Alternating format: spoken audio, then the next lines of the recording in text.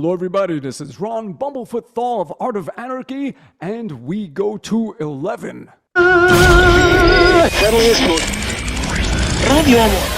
don't you just make 10 louder and make 10 be the top number and make that a little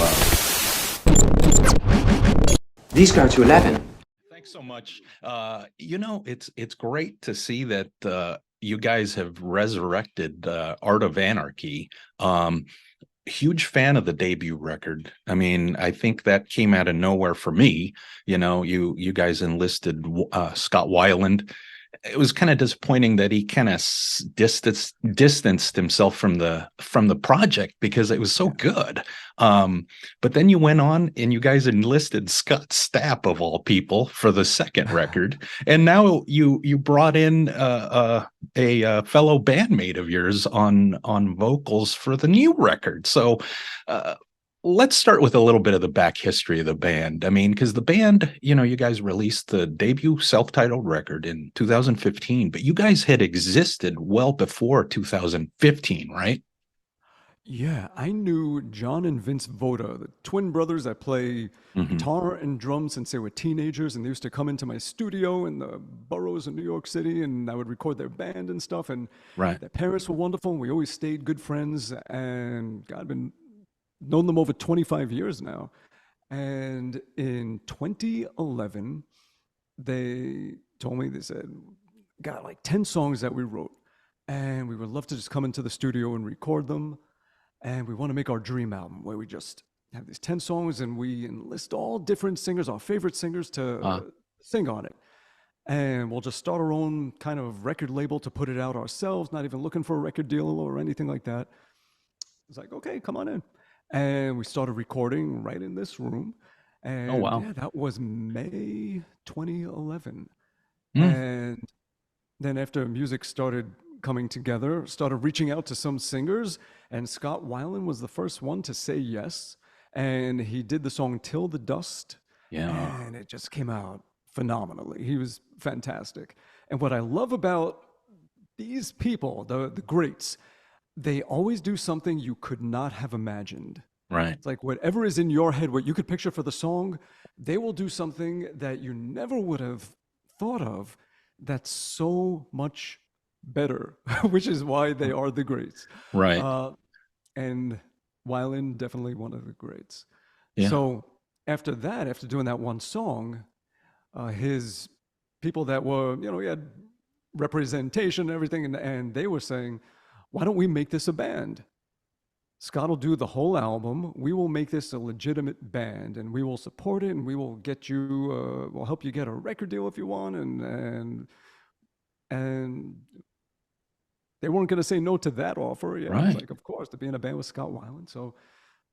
So now we've become a band, and John Moyer from Disturbed joined, and Right. we are a whole band. Right. Signed a whole thing, big piece of paper says band agreement with how royalties are split and the arrangement and everything, and how we'll be supporting it and all that Right. stuff. It was legitimate. It was a band. Right. And we finished the album, and John Moyer had a friend who was a manager, said, hey, why don't we bring him in to manage this thing? So, let him handle all the stuff. And yeah, so it became a band. It didn't start off as one. It was just these guys wanting to do something they always wanted to do and just making music they love. And that Wow. was it. No So, grand ideas of anything. And it just evolved from that point.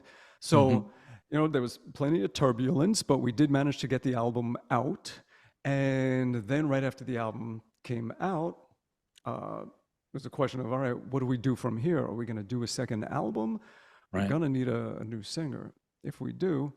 And the manager had gotten in touch with singer number 2, and which, from the frying pan into the fire, Right. and more turbulence and everything, and band on hiatus at this point. And then in 2019, John, the guitar player, came down with some kind of illness that they couldn't diagnose, where, I mean, it was atrocious. His body was shutting down like crazy things, where he was just choking and couldn't breathe, and his eyesight was going, and just everything was, he was slowly dying piece by piece. and all he could do is just lie in bed, and as it happened slowly, and he just played guitar, watching movies, trying to keep his mind off his own mortality. And he would watch the Joker movie over and Oh, over, uh-huh. which was the most recent one at Right. that point. And as he would watch it, he would just play guitar and almost play guitar to however he felt and whatever he was seeing. Mm, And it was like he was just internally making this movie score of what he was watching. And the right. opening scene ended up being the song Vilified, the riff that starts the song. Hmm. And eventually they figured it out. They started giving him some really, strong treatment, which was tricky because this is when COVID was hitting. And Mm, they didn't want him coming into a hospital. And they sure. were doing things that were wiping out his immune system, where if he did get COVID, he was done. Uh, Mm, so it was some scary wow. stuff, but he got through it. And by mid 2020, he had those riffs that he made from just watching that movie in this, dying frame of mind and everything. And the guys, they came in, and we recorded the music to the song Vilified. And then every week, every Friday, they would come over and we would record another song, and did that for like half a year. While we were doing that, and the world was, had the big pause button hit. Right. Sons of Apollo, mid just starting off our European tour, I had to throw all our gear in storage and get home a few days later. The country is shut down, no travel, Right. and we're just. And Jeff, the singer of Sons of Apollo, and a wonderful guy, he said to me, you should have just gotten me from the beginning, and it would have been smooth all the way around. And it's true, because we've worked together for years, and he is Hmm. absolutely a wonderful guy to be in a band with. Right. So he mentioned that more than once. I mentioned it to the Voter brothers, and I said, Soto said, if you guys are looking for Scott number three, Yeah, just Scott right. Soto, Right. uh, he would be happy to, you know. And they're like, he's in. No Hmm. questions asked. If he wants in, he is in. Right. So he started writing to the music that was written, and uh, yeah, and once again, the little engine that could, Yeah, no kidding. the little Wow. band that could, and back. So we finished up this album. Uh, Jeff's bass player from his solo band Soto, Hmm. Tony Dickinson, they're also both in Trans-Siberian Orchestra, and Tony is phenomenal. Actually, I think he just put out today or yesterday, Mike Mangini put out a solo album, Mm, and Tony is the bass player on it too. So he gets around, he does some great wow. stuff, and he Yeah. is super talented. He's amazing and a funny guy too, really funny. Right. He fit right in. So here we are now, Yeah. lineup change, two members, but it's as the most stable and solid as it's ever been. There's no self-destruction going on. And from there, we contacted the company Pavement, and they're fantastic. They do everything with Plush and a ton of Yeah. bands, and they are a phenomenal team.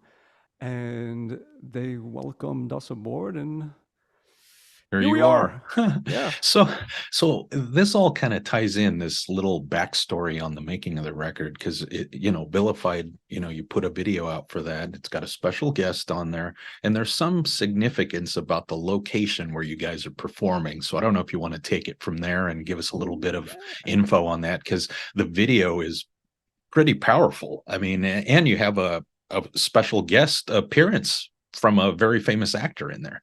Yes, yes. Oh, and I also Dale. want to add there is somebody that's actually doing some speaking parts that's also a special guest. So there's lots of stuff happening Mhm, in there's there. there's all kinds of little Yeah. Easter eggs going on. Yeah. Yeah. So in the song, the news clips, the voice doing all Hmm. the news broadcasting, those were actually real news clips from Hmm. when the that Joker movie came out, where Okay. people were creating this hysteria that it was going to cause mass shootings and all this stuff. And, Right. you know, well, we had Jeff Tate redo them, give it that mind crime kind of Right. vibe. It does have And that. so the voice doing all of those news broadcasts in the song is Jeff Tate. Yeah. And we filmed the video on the same Joker stairs from the movie. So that big long staircase Right. in the Bronx on Right. Shakespeare Avenues. Yeah, that's where we set up and we played right on that. And Dale Resteghini, his nickname is Rage. Rage Resteghini. He's a phenomenal video director. I think he just did Corey Taylor's new video, and he just does amazing stuff. And he's been with us from the beginning. I've known him for like 13 years, and he's just the guy. So he helped bring it all together and got Cuba Gooding Jr. to be the lead acting role in this mini movie video. Right. Yeah, and it's really about vilification and in the video he plays a veteran that's suffering PTSD. He's cracking, and he's alone, and he's thinking about offing himself. The police were called. They're outside. It's going to be a big ugly thing if they break in, and you know, he's armed, and just a big mess. And his daughter ends up kind of breaking through. Everybody runs up the stairs into the house. They're like, no, no. And Right. they see each other, and it just kind of brings them back to the good place. Yeah. And it touches on some real stuff. So Yeah. I mean, all this stuff that you're talking about, I mean, it sounds like, even in the headspace that where your bandmate was in at the time, I guess all kind of comes through in this particular tune, because it's dark, but then it's uplifting at the same time at the tail end of the whole thing. it's dark, and I find that in the album itself, the entire album is kind of dark, but there's always that hint of hope somewhere Right. in it.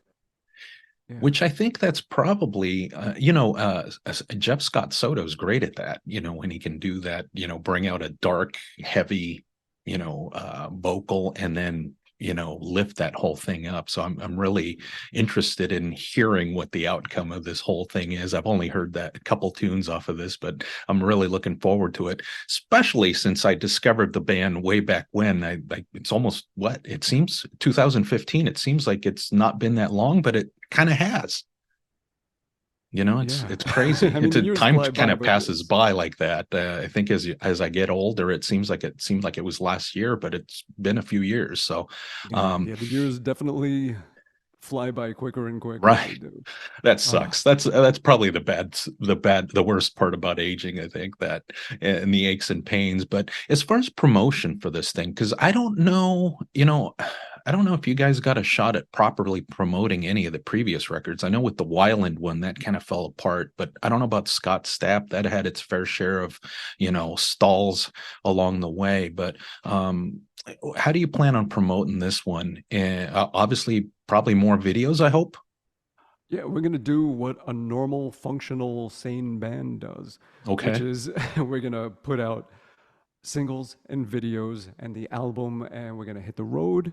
We have a Nice. great booking agent that's looking into 2024, seeing what opportunities is gonna be and see what we can do.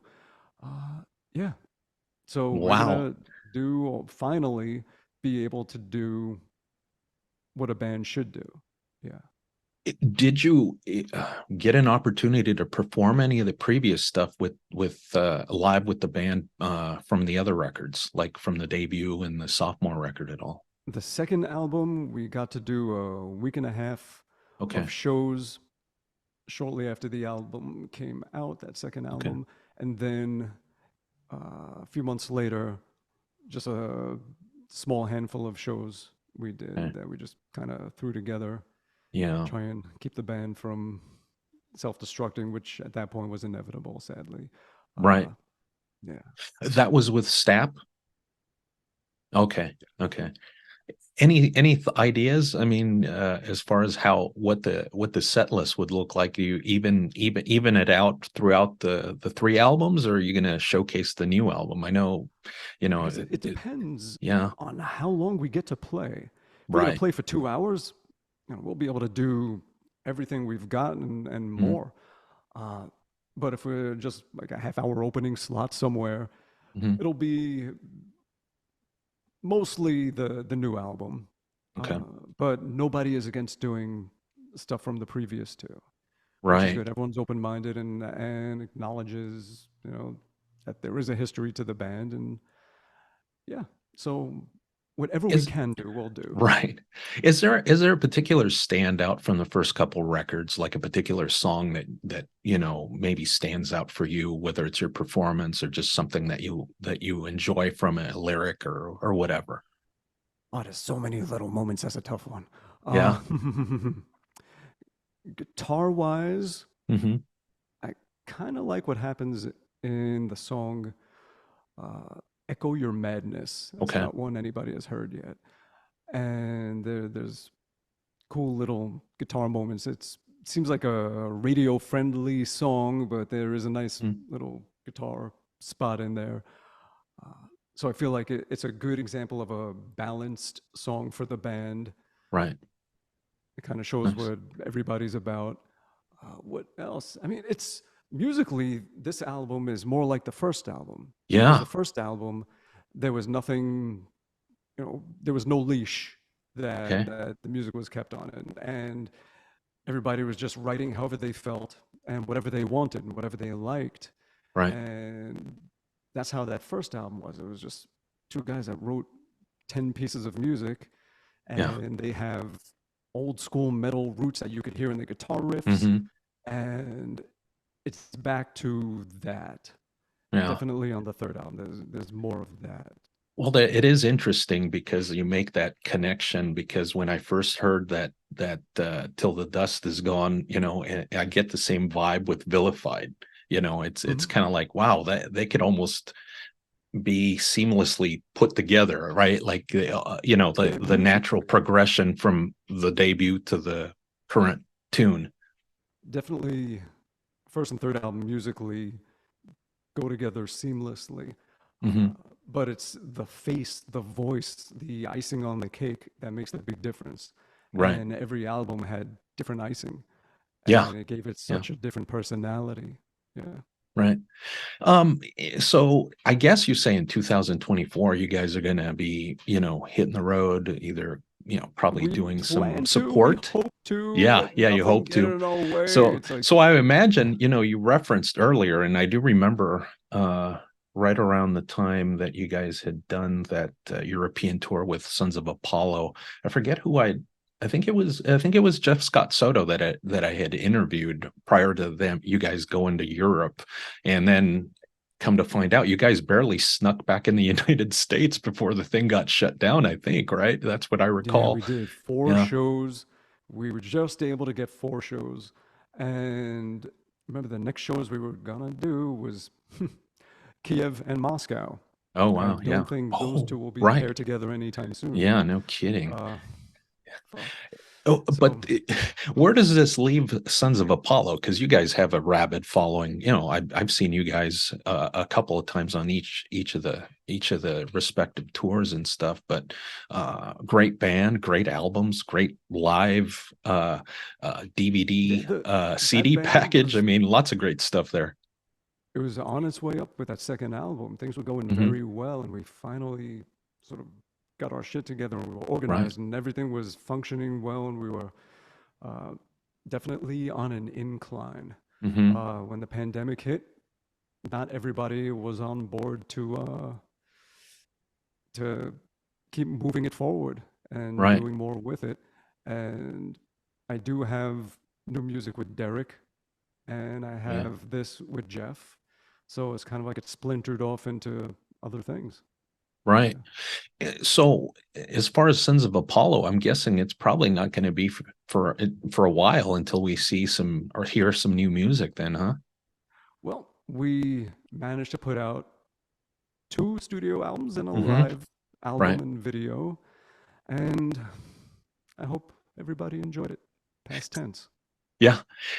Do you think, I mean, a lot of bands used to do this, but then obviously, with streaming, record sales kind of went by the wayside. But, I don't know if you recall, but I think Roadrunner and Century Media were a couple of the labels that would, put out an album and then they'd reissue like a deluxe version of the album just to give it a little extra push. I mean, I think that second record probably deserves a second shot.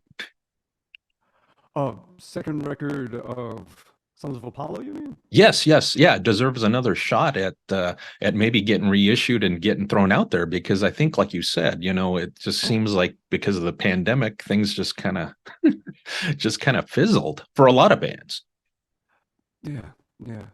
When we would put out stuff with Inside Out, and they're a phenomenal label, and they've been so supportive, and they love them.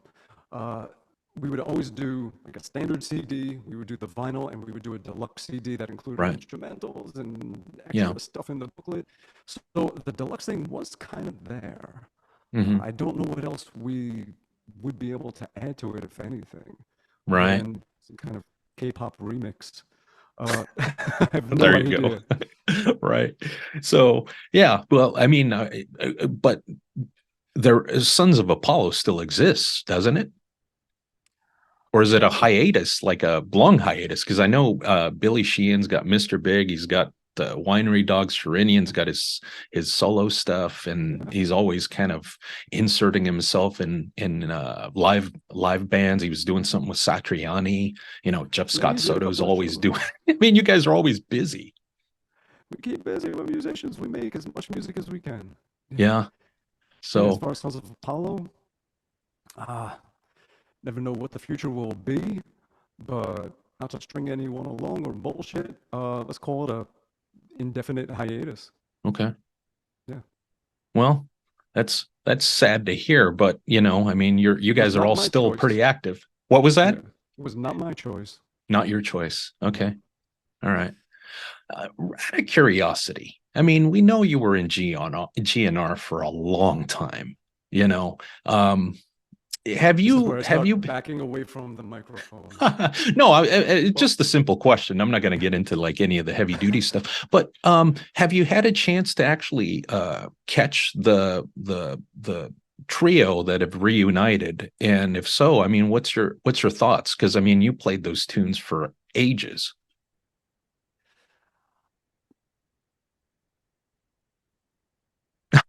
No comment.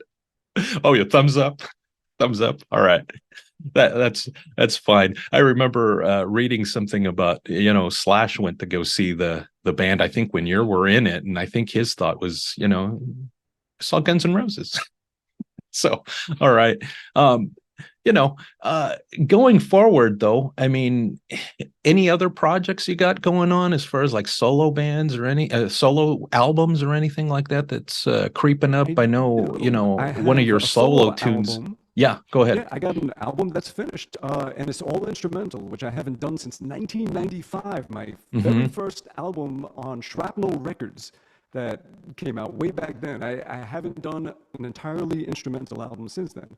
Right. So I was like, let's do one. And over the pandemic, did one. Yeah. So it's done, and now I'm just getting all the other little ducks in a row.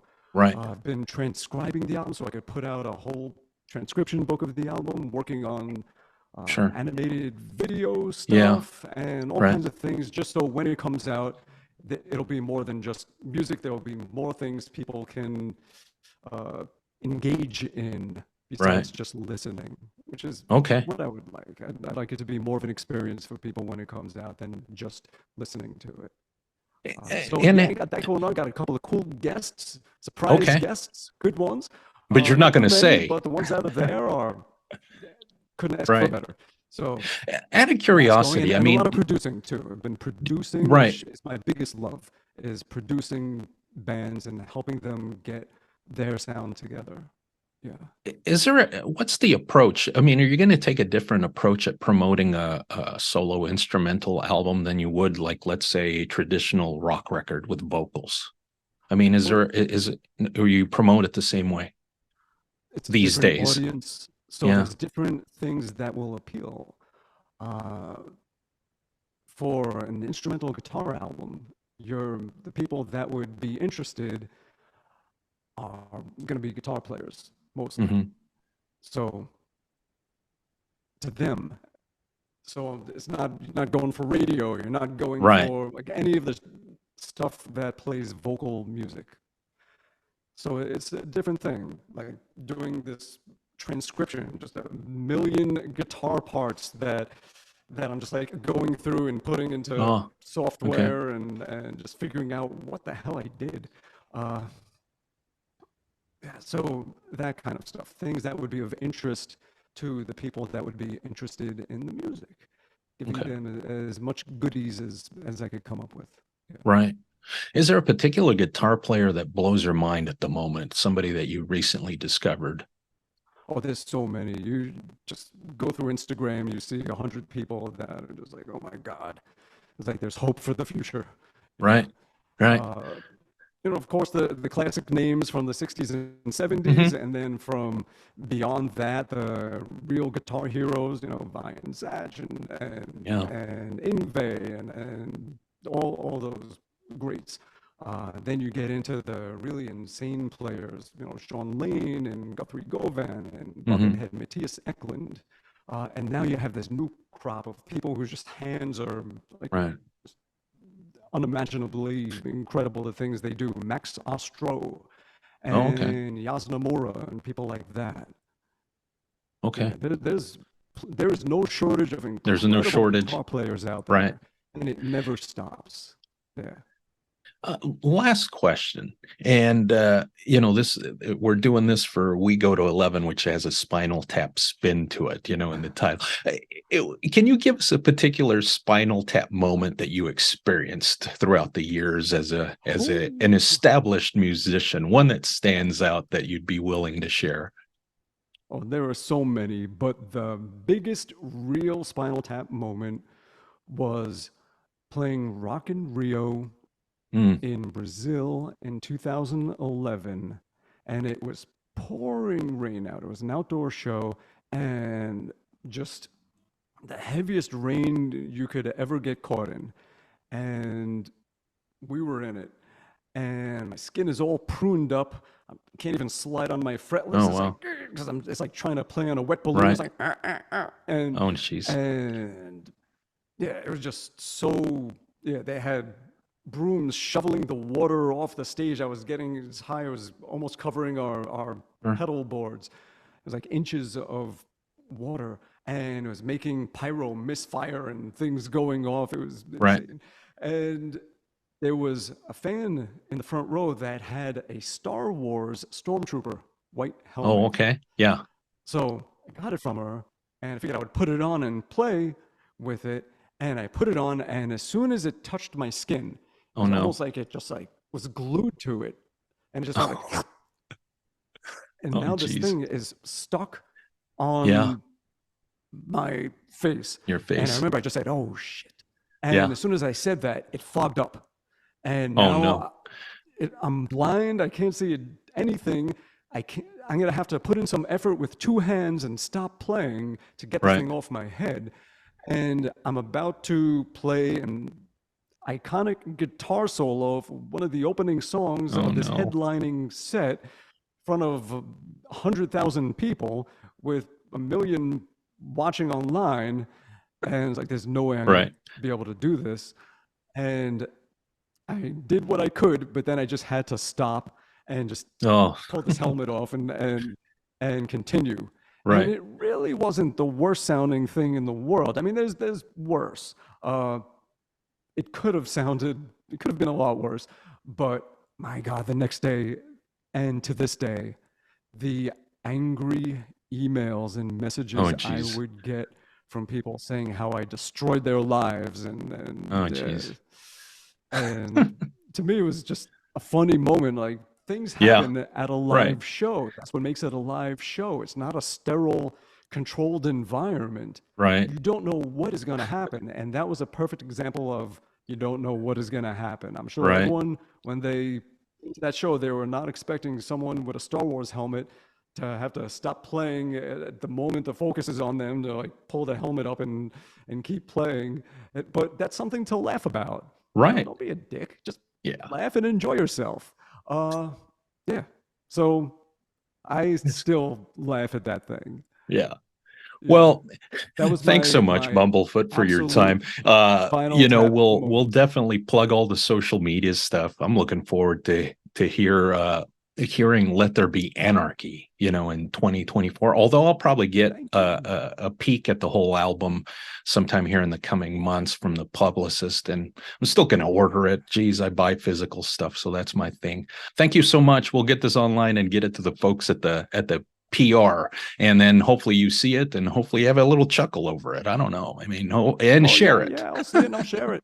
All right. Thank you Definitely. so much, And thank man. you for your time. I Yeah. appreciate it. Take Definitely. care. Have a great weekend too. Yep. Thank you. You too.